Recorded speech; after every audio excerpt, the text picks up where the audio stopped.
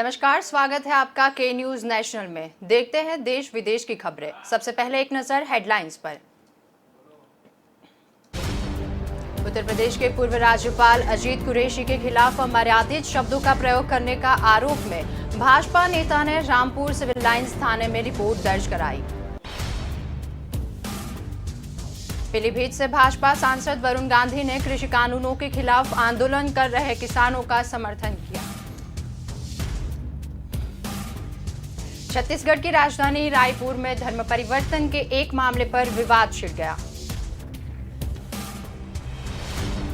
नेपाल की शेर बहादुर देउबा सरकार ने साफ कर दिया है कि किसी भी विरोध प्रदर्शन के दौरान भारत के प्रधानमंत्री नरेंद्र मोदी का पुतला जलाया जाए या भारत के सम्मान के खिलाफ नारेबाजी हुई तो सख्त कार्यवाही की जाएगी। पंजशीर में रेजिस्टेंस फोर्स के खिलाफ हवाई हमले में किए गए हैं तो अफगानी मीडिया के खतरों के मुताबिक शक है कि यही हमले पाकिस्तान पायलट्स ने किए हैं। तो अब देखते हैं खबरें विस्तार से। पूर्व राज्यपाल का मुकदमा। उत्तर प्रदेश के पूर्व राज्यपाल अजीत कुरैशी के खिलाफ अमर्यादित शब्दों का प्रयोग करने के लिए आरोप में भाजपा नेता ने रामपुर सिविल लाइंस थाने में रिपोर्ट दर्ज कराई है। आकाश सक्सेना की तख्ती पर पुलिस ने कुरैशी का राष्ट्रद्रोह की धारा 124A समेत अन्य गंभीर धाराओं के केस में दर्ज भी किया है। पूर्व राज्यपाल अजीत कुरैशी शनिवार रात सांसद आजम खां के घर गए थे और भाजपा नेता आकाश सक्सेना ने आरोप लगाया है कि लोगों की भीड़ उपस्थिति में पूर्व राज्यपाल अजीत कुरैशी ने उत्तर प्रदेश की योगी सरकार की तुलना शैतान से की थी। सरकार से खिलाफ अमर्यादित शब्दों का प्रयोग किया था और साथ ही सरकार और आजम खां की लड़ाई को इंसान और शैतान की लड़ाई का करार दिया था।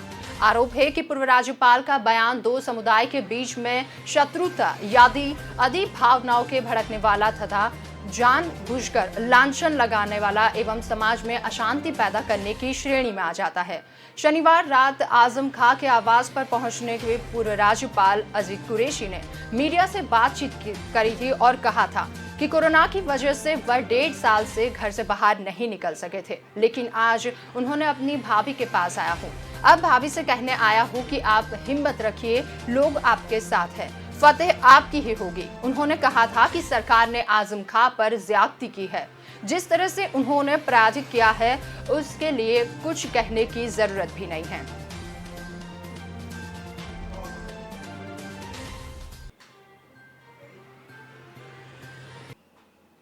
पहली बार कोई बीजेपी सांसद किसानों के समर्थन में पीलीभीत से भाजपा सांसद वरुण गांधी ने कृषि कानूनों के खिलाफ आंदोलन कर रहे किसानों का समर्थन किया है। वरुण गांधी ने सोशल मीडिया पर लिखा कि मुजफ्फरनगर में लाखों किसानों धरना प्रदर्शन में जुटे हैं, वे हमारे अपने खून हैं। हमें उनके साथ सम्मानजनक तरीके से फिर से जुड़ने की जरूरत है। उनके दर्द, उनके नजरिए को समझकर और जमीन तक पहुंचने के लिए उनके साथ काम करें।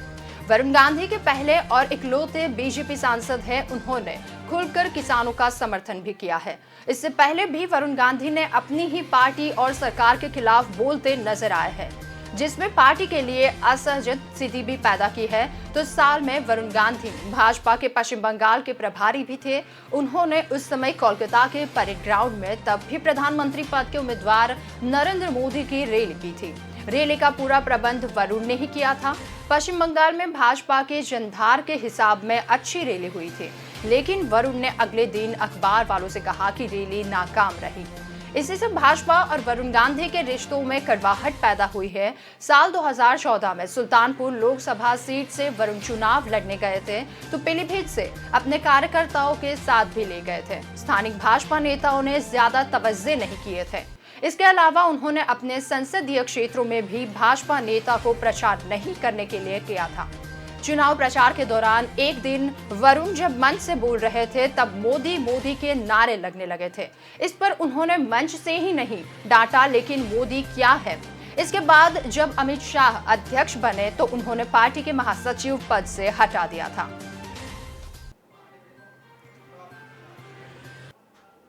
छत्तीसगढ़ की राजधानी रायपुर में धर्म परिवर्तन के एक मामले पर विवाद छिड़ गया है। रविवार को कुछ लोग पुरानी बस्ती पुलिस स्टेशन पहुंचे थे।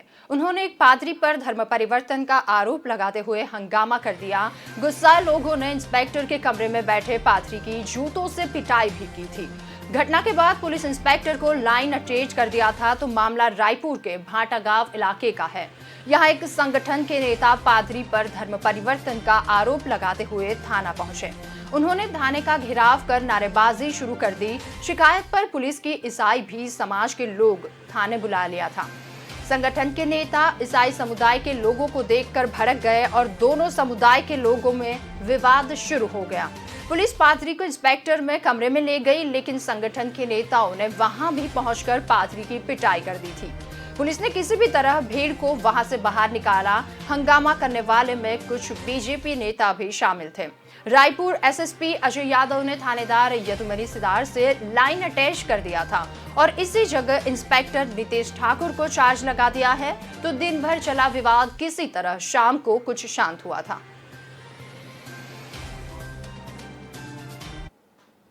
नेपाल की शेर बहादुर देउवा सरकार ने साफ कर दिया है कि किसी भी विरोध प्रदर्शन के दौरान भारत के प्रधानमंत्री नरेंद्र मोदी का पुतला जलाया गया या भारत के सम्मान के खिलाफ नारेबाजी हुई तो सख्त कार्यवाही की जाएगी।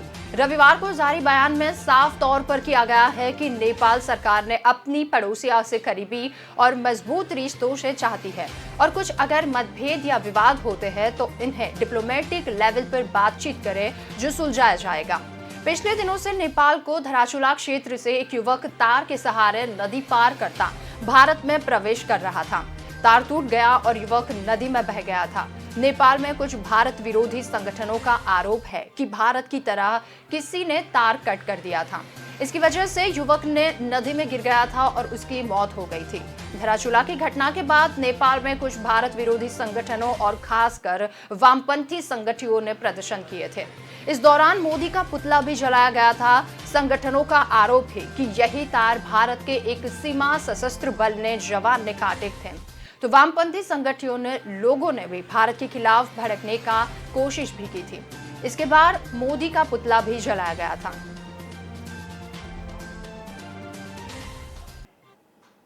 पंजशीर में रेजिस्टेंट फोर्सेस के ठिकाने पर हवाई हमलों में किए गए हैं। अफगानी मीडिया के खबरों की तरह शक है कि यही हमले पाकिस्तान पायलट्स ने किए हैं। पंजशीर में रेजिस्टेंट के प्रमुख नेता और एक देश के पूर्व उपराष्ट्रपति अमरुल्लाह साहिल जिस घर में ठहरे थे, रविवार को उन पर भी हेलीकॉप्टर से हमला हुआ था। इसके बाद साहिल ताजिकिस्तान चले गए और अहमद मसूद पंजशीर में ही सुरक्षित ठिकाने पर हैं। पाकिस्तान के CH-4 ड्रोन से पंजशीर ने एक गाड़ी पर 2 मिसाइल दागी और इसमें से रजिस्ट्रेट के प्रवक्ता फहीम दश्ती और 5 अन्य लड़ाकों की मौत हो गई थी। दश्ती पैसे से पत्रकार ने और 15 अगस्त तक काबुल डेली के संपादक भी थे। रविवार को लड़ाई में पंजशीर के कई शीर्षक कमांडर मारे गए थे। तो तालिबान से जुड़े सूत्रों ने कहा है कि पंजशीर को जल्द ही मसूद परिवार से स्वतंत्र घोषित कर दिया जाएगा और अब भी घाटी में तालिबान प्रशासक होगा। अहमद मसूद ने करीबी और पंजशीर बलों के प्रमुख साहिल मोहम्मद रेगिस्तानी में आज भी हुए हमले तालिबान हमले को मारा गया है। अफगानिस्तान के पंजशीर में रेजिस्टेंट फोर्स और तालिबान के बीच जंग जारी है। इसी बीच रेजिस्टेंट फोर्स के कमजोर पड़ने की खबर सामने आ रही है। सूत्रों के मुताबिक अहमद मसूद ने तालिबान के सामने जंग खत्म करने का प्रस्ताव तो रखा है। इससे पहले उन्होंने पंजशीर और अद्राब में तालिबानी हमलों में रोकने की शर्त भी रखी है।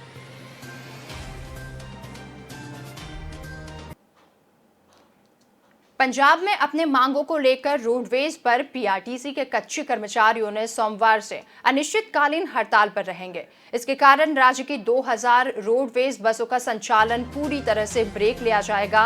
हड़ताल पर जाने वाले कर्मचारियों ने पक्के कर्मचारियों से आंदोलन में सहयोग करने की अपील भी की है। इधर परिवहन विभाग के अधिकारियों ने कच्चे और पक्के कर्मचारियों की भिड़ंत की आशंका जताई है और 9 जिलों के प्रशासक को सुरक्षा की मांग भी की है। पंजाब में रोडवेज और पीआरटीसी के कच्चे कर्मचारी की काफी समय से पक्के करने की पंजाब सरकार में मांग करते आ रहे हैं, लेकिन अभी तक यह पूरा नहीं हो पाया है। इसके कारण अब कच्चे कर्मचारियों ने सोमवार से अनिश्चितकालीन हड़ताल शुरू करने की घोषणा भी की है। इधर परिवहन विभाग ने हड़ताल से राज्य परिवहन व्यवस्था बाधित की है और दावा किया है और विभागीय अधिकारियों ने 9 जिले में पटियाला, संगरूर, मानसा जैसे 9 जिलों में पत्र भी भेजा है। जिसमें से उन्होंने रविवार की शाम को संबंधित जिलों के बस में अड्डों की सुरक्षा की मांग भी की है। उन्होंने आशंका जताई है कि हड़ताल के दौरान पंजाब के रोडवेज, पनहबस पीआरटीसी संविदा कर्मचारी के संघ बस सेवा को बाधित करने का प्रयास करेगा और उन कर्मचारियों और पर्यवेक्षी कर्मचारियों के साथ झगड़ा करेगा जो बस सेवा बहाल रखना चाहते हैं।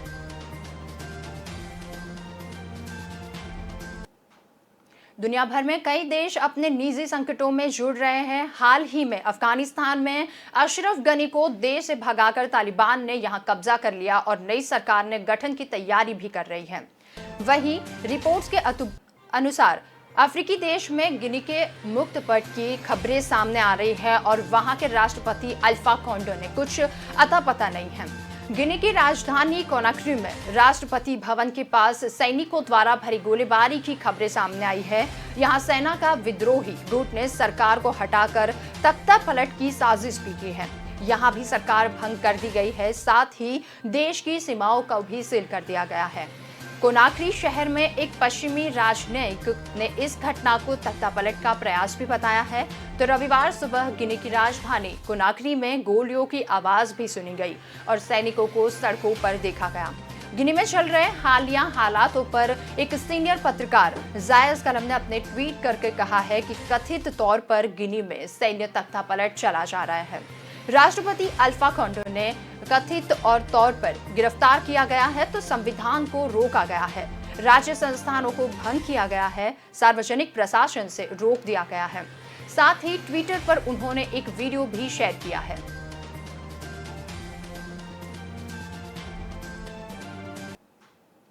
पाकिस्तान की खुफिया एजेंसी ने प्रमुख फैज हामिद के अचानक काबुली दौरे पर पेंटागन के पूर्व अधिकारी माइकल ने कहा है कि इससे साफ है तालिबान की कठपुतली है। उन्होंने कहा कि अमेरिका के लिए कहीं अच्छा होगा कि वह आईएसआई की अगवानी करने के वाले फैज हामिद और आतंकी घोषित करे जो लंबे समय से अफगानिस्तान के शिकार बनाए हैं और पाकिस्तान के लोकतंत्र यानी कि सामान्य राष्ट्र बनने की पाकिस्तानियों की उम्मीद को नजरअंदाज किया गया है।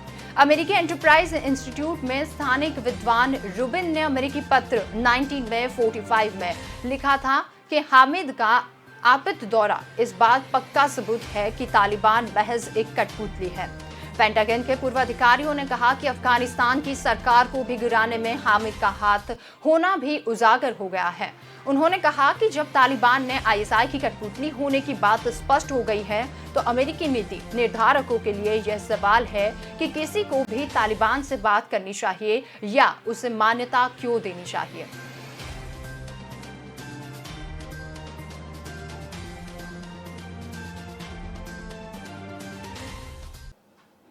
फिलहाल लेंगे एक छोटा सा ब्रेक।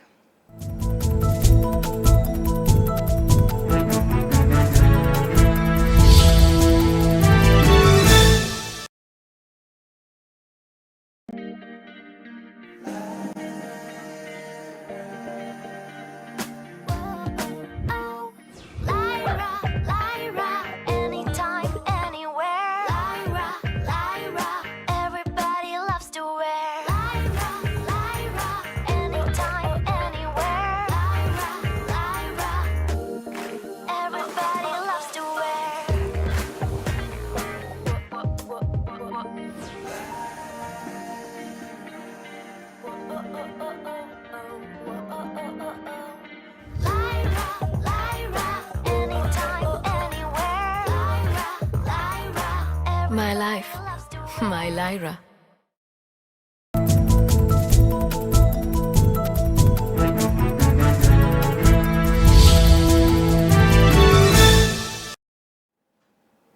ब्रेक के बाद स्वागत है आपका। देखते हैं आगे की महत्वपूर्ण खबरें। पाकिस्तान के प्रधानमंत्री इमरान खान ने कहा कि उनकी सरकार अफगानिस्तान में शरणार्थियों की निकास और पुनर्वास प्रयासों में सहायता कर रही है। इमरान ने शनिवार को अफगानिस्तान के मौजूदा घटनाक्रम पर संयुक्त राष्ट्र महासचिव एंटोनियो से फोन पर बातचीत भी की थी। उन्होंने अफगान नागरिकों को मानवीय सहायता पहुंचाने में संयुक्त राष्ट्र की भूमिका की सराहना भी की है। यह बातचीत ऐसे समय में हुई है जब संयुक्त राष्ट्र एजेंसियों और शरणार्थियों की स्थिति के बारे में अफगानिस्तान में एक बड़े मानवीय संकटों की चेतावनी भी दी है। पाकिस्तान के प्रधानमंत्री कार्यालय ने ट्वीट कर कहा कि प्रधानमंत्री ने उस संबंध में पाकिस्तान द्वारा दिए जा रहे की सहायता पर प्रकाश डाला है, जिसमें निकासी और पुनर्वासन प्रयासों में सहायता करना भी शामिल है। कार्यालय ने कहा कि प्रधानमंत्री ने महासचिव गुटरेस को सहयोग का भरोसा देते हुए अफगानिस्तान में संयुक्त राष्ट्र के मानवीय मिशन के सुचारू कामकाज के लिए पाकिस्तान के पूर्ण समर्थन को दोहराया है। इस दौरान संयुक्त राष्ट्र महासचिव की ओर से जानकारी दी गई थी कि अफगानिस्तान में मानवीय संकट के मामले 13 सितंबर को एक उच्च स्तरीय सम्मेलन बुलाया जा रहा है।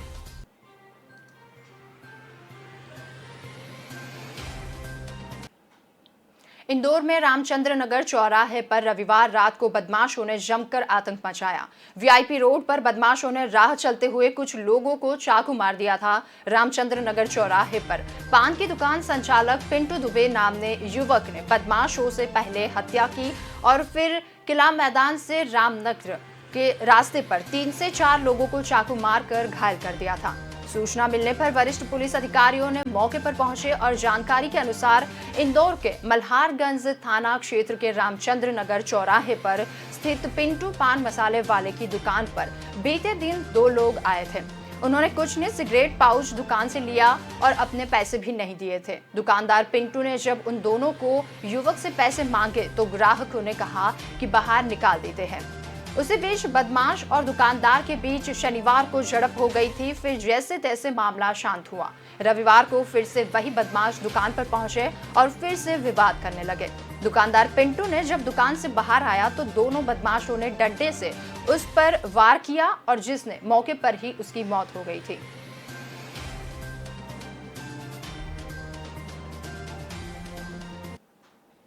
बिहार में लालू प्रसाद यादव के बेटे तेज प्रताप यादव ने छत्र जनशक्ति परिषद ने नाम से नया सामाजिक संगठन बनाने का ऐलान किया है। तेज प्रताप पिछले कुछ समय से पार्टी से नाराज चल रहे हैं, जिसके बाद उन्होंने सामाजिक संगठन छात्र जनशक्ति परिषद के गठन का निर्णय किया था।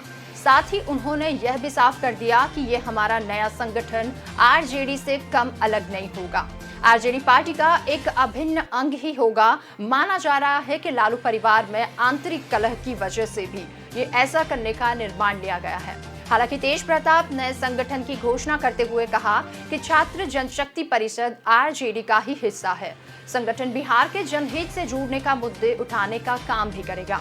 लेकिन भाजपा के ओबीसी मोर्चा के राष्ट्रीय महामंत्री प्रवक्ता डॉक्टर निखिल आनंद ने तेज प्रताप इस पर कदम चुटकी भी ली थी। निखिल आनंद ने तेज प्रताप को बोगस विद्यार्थी भी कहा था। डॉक्टर निखिल आनंद ने कहा कि राजद सुप्रीमो लालू यादव सामाजिक न्याय का ढिंढोरा पीटते हैं, लेकिन वो अपने बड़े बेटे तेज प्रताप और बड़ी बेटी मीसा भारती के साथ ही न्याय नहीं पाए। लालू यादव परिवार में वरिष्ठता और आधार पर ही सही प्रक्रिया से भूमिका नहीं तय कर पाए हैं। निखिल आनंद ने कहा कि लालू यादव ने पार्टी की कमान पूरी तरह से अपने छोटे बेटे तेजस्वी यादव को सौंप दी है। जिस तरह से तेज प्रताप और मीसा भारती परिवार राजनीतिक विरासत से बाहर किए गए हैं, लालू यादव के बड़े बेटे तेज प्रताप और बेटी को बार बार पार्टी और परिवार से नजरअंदाज किए जाने का कारण वे कुछ नया करने का प्रयास भी करते हैं।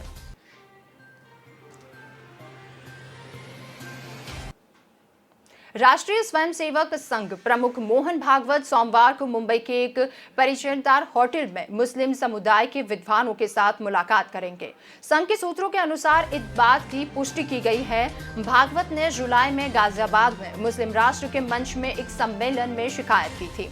इस सम्मेलन में संबोधित करते हुए उन्होंने कहा था कि हिंदू मुस्लिम एकता की अवधारणा को गलत तरीके से पेश किया गया है, क्योंकि उनमें कोई अंतर ही नहीं है। इस बात से सिद्धि हो चुकी है कि हम दोनों ही समुदाय में 40,000 साल पुराने एक ही पूर्वजों की संतान हैं।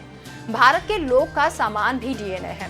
संघ प्रमुख के मुस्लिम विद्वानों से मुलाकात करने की जानकारी संघ के 3 दिवसीय समन्वय सम्मेलन के दौरान सामने आई है। नागपुर में संघ मुख्यालय में 3 सितंबर में चल रहे इस सम्मेलन का रविवार को समापन भी हुआ था। इस बार सम्मेलन का मुख्य एजेंडा उत्तर प्रदेश, उत्तराखंड समेत 5 राज्यों में होने वाले आगामी चुनाव को लेकर राजनीति पर चर्चा करना था। संघ प्रमुख की मुस्लिम विद्वानों की मुलाकात भी की थी और इसी रणनीति से जोड़कर देखा भी जा रहा था। राष्ट्रीय स्वयंसेवक संघ ने रविवार को अपना मुखपत्र कहे जाने वाली साप्ताहिक पांचजन्य में प्रमुख भारतीय सॉफ्टवेयर कंपनी इंफोसिस के खिलाफ छपे प्लेग से दूरी बना ली थी। संघ के अखिल भारतीय प्रचार प्रमुख सुनील अम्बेडकर ने एक ट्वीट में कहा कि पांचजन्य आरएसएस के मुखपत्र ही नहीं, लेकिन उनमें प्रकाशित लेख के संघ से ही नहीं जोड़ा जाना चाहिए।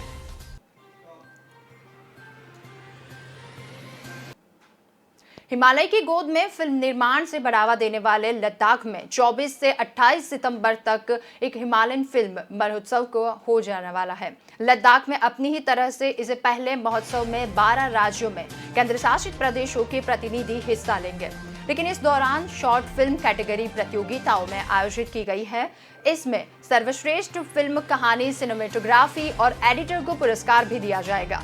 फिल्म महोत्सव के माध्यम से हिमालयन राज्यों में फिल्म निर्माण को बढ़ावा देने के साथ ही स्थानिक प्रतिभाओं के मंच को प्रदान भी किया जाएगा। हिमालयन राज्यों में आपसी समन्वय स्थापित करने तथा आपसी प्रोजेक्ट शुरू करने के लिए फिल्म निर्माताओं के मौके से उद्देश्य से आयोजित इस फिल्म महोत्सव के जरिए स्थानिकों की प्रतिभाओं को तराशा जाएगा। हिमालय क्षेत्र के युवाओं को फिल्म निर्माण के लिए अवसर मुहैया करना भी इसका मकसद है। लद्दाख प्रशासन के कहना है कि फिल्म महोत्सव हिमालय राज्यों को फिल्म निर्माण के क्षेत्र में मंच प्रदान करने में सहायक होगा। इससे इन राज्यों में पर्यटन को भी बढ़ावा मिलेगा। फिल्म महोत्सव में शामिल होने वाले 3 कैटेगरी में अपना नामांकन भेजना जरूरी है। पहला 15 मिनट का लघु फिल्म डॉक्यूमेंट्री, 1 या 5 मिनट का प्रमोशनल लघु फिल्म। फिल्म किसी भी भारतीय भाषा में हो सकती है, लेकिन फिल्म निर्माता, निर्देशक, तकनीशियन तथा कलाकार हिमालयन राजनीति की होनी चाहिए। सभी फिल्मों के सभी टाइटल अंग्रेजी में होने चाहिए। तो सितंबर 2019 में 31 अगस्त 2021 के बीच निर्माता फिल्म की एंट्री भी भेजी जा सकती है। यदि फिल्म डब या दोबारा संस्करण की हो गई तो एंट्री अवैध हो जाएगी। नामांकन 10 सितंबर तक भेजना है।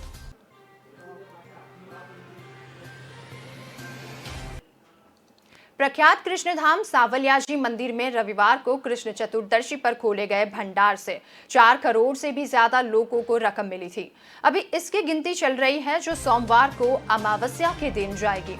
श्रद्धालुओं की बहुत ही भीड़ रखने वाली चतुर्दशी पर दर्शनार्थियों के लिए मंदिर के पट बंद रहे हैं।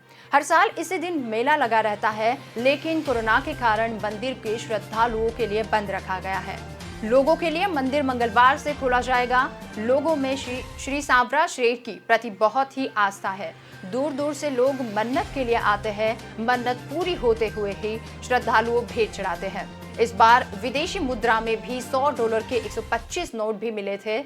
इतनी बड़ी संख्या में पहली बार नोट मिले थे। तो साथ ही 1 किलो सोने का बिस्किट भी मिला था। और मंदिर ट्रस्ट मंडल के कन्हैया दास वैष्णव ने भी बताया था कि इससे पहले डॉलर मिले, लेकिन 3 से 4 नोट ही मिले थे, लेकिन इस बार 125 नोट मिले हैं। और वैष्णव ने बताया है कि 1 किलो सोने का बिस्किट भी पहली बार मिला है। राजभोग आरती के बाद शनिवार सुबह 11:30 घंटे पर भंडारा खोला जाएगा और शाम तक दान पात्र के रुपए की गिनती भी की जाएगी। भंडारे से 4,53,48,000 रुपये भी मिले। और राजभोग आरती के बाद श्री सायंवासी मंदिर मंडल अध्यक्ष कन्हैया दास वैष्णव, एडीएम मंदिर और मंडल सीईओ रतन कुमार स्वामी की उपस्थिति में गिनती भी शुरू होगी।